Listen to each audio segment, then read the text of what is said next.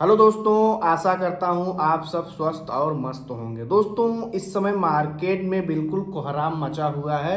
यूँ कह लीजिए दोस्तों, जब से अमेरिका के राष्ट्रपति डोनाल्ड ट्रंप ने ये कह दिया कि तेहरान खाली करो, तेहरान ईरान का तेहरान खाली करो, तो दोस्तों तब से ये अंदाज़ा लगाया जाने लगा है कि अब कुछ बड़ा होने वाला है। यानी अमेरिका पूरी तरह से खुलकर के इजराइल के साथ ईरान को नस्ते नाबूद करने का प्लान बना लिया है। डोनाल्ड ट्रंप ने यह भी कह दिया कि या तो अब कुछ बड़ा होगा या तो ईरान को शर्तें माननी ही पड़ेगी। और उन्होंने ये भी कह दिया कि हमें सब पता है कि जो ईरान के सुप्रीम लीडर खमेनी है वो कहाँ पे छिपे हुए हैं, यानी हम उनको जब चाहें तब उनको मार सकते हैं। तो दोस्तों, ये इस समय युद्ध का माहौल बना हुआ, इससे मार्केट अभी बहुत अच्छा परफॉर्म नहीं कर रहा है। तो इसमें आप लोगों को बहुत ज़्यादा डरने की बात नहीं है। अगर आपके पास पहले से मनी है तो आप उसको एसआईपी बढ़ा सकते हैं। और अभी अगर अगर कुछ बड़ा होने वाला है तो होता है तो मार्केट उससे और गिरेगा, तो आप थोड़ा लमसम कर सकते हैं। अब देखिए दोस्तों, ये ऐसा नहीं कि ये बिल्कुल सिचुएशन चल रहा है तो ये हमेशा चलता ही रहेगा। ये यूक्रेन और रसिया वाला नहीं है, क्योंकि यूक्रेन एक बहुत बड़ा देश नहीं है, उसको पूरा यूरोप वाले सपोर्ट कर रहे हैं। रसिया एक बड़ा देश है, तो दोनों आपस में लड़ रहे हैं, तो उनका लंबा खिंच रहा है, क्योंकि यूक्रेन ऐसी शर्तें ही रख रहा है जो कि रूस को मंजूर नहीं। भाई, रूस ने जो भी हिस्सा कब्जा कर लिया है, यूक्रेन कह रहा पहले उसको रूस को छोड़ना पड़ेगा, तब हम पीछे हटेंगे, तब हमारा शांति वार्ता होगा। तो रूस उस पर तैयार नहीं है। लेकिन यहाँ पे इजराइल और ईरान का केस दूसरा है दोस्तों। अमेरिका भी नहीं चाहता है कि ईरान के पास परमाणु बम हो, और इजराइल तो बिल्कुल भी नहीं चाहता है कि ईरान के पास परमाणु बम हो। अब इसमें क्या होगा, इजराइल ईरान के सारे परमाणु साइट जो भी हैं उस पर अटैक कर रहा है। वहाँ के ईरान के पास बहुत ज़्यादा तेल के ऑयल डिपो, उसको नष्ट कर रहा है। दोस्तों, इस समय इजराइल बिल्कुल खिसिया गया है, क्योंकि दोस्तों ईरान अंधाधुंध वहाँ पे इजराइल पे मिसाइल छोड़ रहा है, लेकिन एक मिसाइल इजराइल का जो खुफिया एजेंसी है मोसाद, उसको हिट किया है। इससे इजराइल बिल्कुल बौखला सा गया है। तो दोस्तों, अमेरिका भी चाहता है कि एस्केलेशन जल्दी से खत्म हो जाए, नहीं तो हम कुछ बड़ा कदम लेंगे। बड़ा कदम को लोग यही समझ रहे हैं कि जैसे अमेरिका ने जापान पे परमाणु बम गिरा दिया था, तो क्या कुछ ऐसा होने वाला है। अब दोस्तों, इजराइल के पास भी परमाणु बम है और अमेरिका के पास तो परमाणु बम का भंडार है। तो ये लोग क्या कुछ ऐसा बड़ा कदम ले सकते हैं, ये पूरी दुनिया में इसमें डर का माहौल बन गया है। तो दोस्तों, इसलिए मार्केट थोड़ा सा अच्छा परफॉर्म नहीं कर। ये सब कुछ जल्दी ही मामला समझ जाएगा और अच्छा खासा आपको ग्रोथ देखने को मिलेगा, क्योंकि ये सब चीज़ें बहुत ज़्यादा देर तक नहीं चलेगी। लगातार दोनों तरफ से अंधाधुंध सिस्टम हो रहा है, वो ख़त्म हो ही जाएगा। जिस प्रकार दीपक होता है ना, बुझने से पहले बहुत तेज फड़फड़ाता है, उसके बाद एकदम शांत हो जाता है। तो अब आर या पार की लड़ाई चल रही है, इसमें हो ही जाएगा। अब देखिए इससे होगा क्या, थोड़ा सा महंगाई बढ़ जाएगी, क्योंकि जो क्रूड ऑयल है, क्रूड ऑयल अगर बढ़ा महंगा होता है तो सारी चीज़ें महंगी होनी शुरू हो जाती हैं। तो आपको क्या करना है, अब हमने कई बार बताया है कि म्यूचुअल फंड में अगर आप हैं तो आपको डरने की कोई ज़रूरत नहीं है। क्यों? क्योंकि आपके पास आपका फंड मैनेजर है जो आपको बचाएगा। बचाएगा कैसे भाई? मैंने कई बार बताया है कि आपके पास मिनिमम, हम तो 4 फंड की बात करते ही हैं कि आपके पास एक लार्ज कैप का होना चाहिए, एक मिड कैप का होना चाहिए, 2 स्मॉल कैप के होने चाहिए। अगर आपकी और सारी इच्छाएं हैं तो आप स्मॉल कैप ज़्यादा भी रख सकते हैं, 3-4 रख सकते हैं। और अगर आप सोचते हैं कि मुझे एकदम लॉन्ग टर्म में 25-30 साल के लिए जाना है, तो आप पूरा का पूरा स्मॉल कैप भी रख सकते हैं, क्योंकि इतने लॉन्ग टाइम में तो स्मॉल कैप बहुत अच्छा खासा रिटर्न देगा।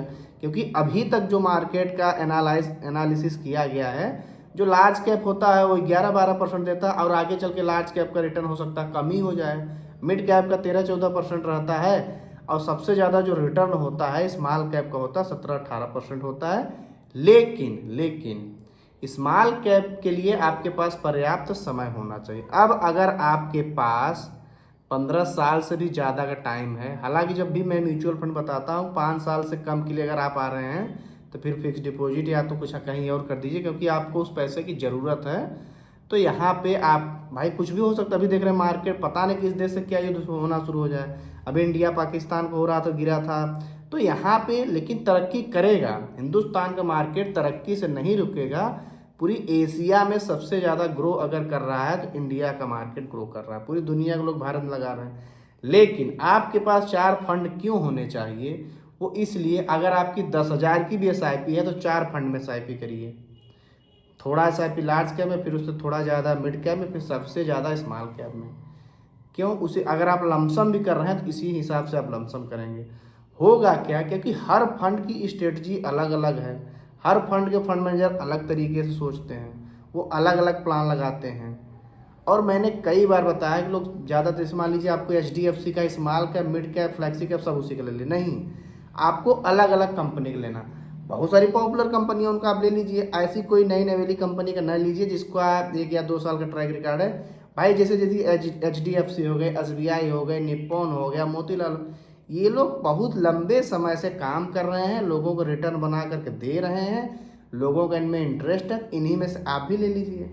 स्मॉल कैप में क्वांट का, बंधन का, मोती, और उसके बाद में बंधन का, तो निप्पॉन इंडिया का, HDFC, कितने सारे लोग लेते हैं, SBI के, सब फेमस कंपनियां हैं। आपको 1 या 2 लेना है, इन्हीं से आप ले सकते हैं। भाई आप कभी भी चार्ट लगाइए, टॉप के ऊपर कंपनियां ले लीजिए, बाकी नीचे सब छोड़ दीजिए।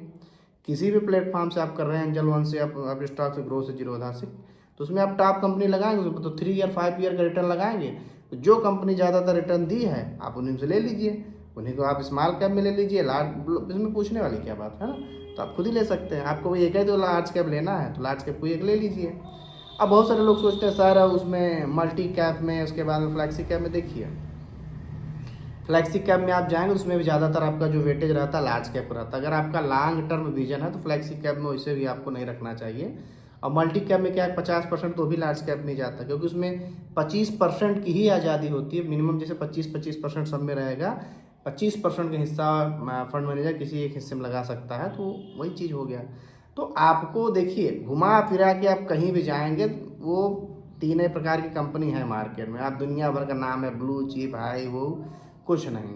मार्केट में सिर्फ 3 प्रकार की कंपनी है। जो टॉप 100 कंपनी है वो है लार्ज कैप। अब इसी के चाहे ये वाला फंड बना दिया जाए, वो अलग अलग नाम बदल बदल के, अब तो सेबी का स्ट्रिक्ट नियम आ गया कि आपको साफ सुथरा नाम रखना होगा, दुनिया भर के घुमा फिरा के नाम नहीं रखना है। तो लार्ज में टॉप 100, लार्ज के बाद की टॉप 150 यानी 150 कंपनियां मिड कैप में, उसके बाद बाकी लगभग 6000 कंपनियां लिस्टेड है NSE बॉम्बे स्टॉक एक्सचेंज और नेशनल स्टॉक एक्सचेंज में मिला करके। तो उसमें टॉप 100 कंपनियां हो गई लार्ज कैप में, उसके बाद की टॉप 150 कंपनियां मिड कैप में, बाकी सभी कंपनियां स्मॉल कैप। अब स्मॉल कैप में क्यों ज़्यादा रिटर्न है, उसके पीछे रीजन यही है कि स्मॉल कैप में वैरायटी बहुत ज़्यादा है, डाइवर्सिफिकेशन बहुत ज़्यादा है। यहाँ पे फंड मैनेजर को जहाँ फ़ायदा दिखेगा, जिस कंपनी में फ़ायदा दिखेगा, जिसका ग्राफ दिखेगा उठने वाला, उसमें उछल कूद करके वो पैसा लगाएंगे। लार्ज कैप का स्थिर रिटर्न क्यों? क्योंकि बड़ी कंपनी है, उनके डूबने की संभावना बहुत कम है, उनके पास पैसा बहुत ज़्यादा है, तो धीरे धीरे ग्रोथ करती रहती हैं। मिड कैप में क्या होता है, मिड कैप थोड़ा उनसे, भाई स्मॉल कैप की ही कंपनी बड़ी होकर मिड कैप जा रही है, मिड कैप की बड़ी होकर के लार्ज कैप में जा रही है, तो मिड कैप में थोड़ा रिटर्न की संभावना लार्ज कैप से थोड़ा ज़्यादा होता है। स्मॉल कैप में तो बहुत ज़्यादा संभावना होता है। फिर रिस्क की बात इसीलिए मैं बोलता हूँ कि अगर आपकी उम्र कम है, यानी आप 50 के पार ज़्यादा, तो आपका पैसा लार्ज कैप और मिड कैप में ज़्यादा होना चाहिए। स्मॉल कैप उन लोगों के लिए पर्याप्त है जो अभी 30 से 35 या 40 साल के बीच, जो पर्याप्त मार्केट को 15 से ज़्यादा साल से ज़्यादा का समय दे सकते हैं, या तो कम से कम 10 साल का समय दे सकते हैं मार्केट में।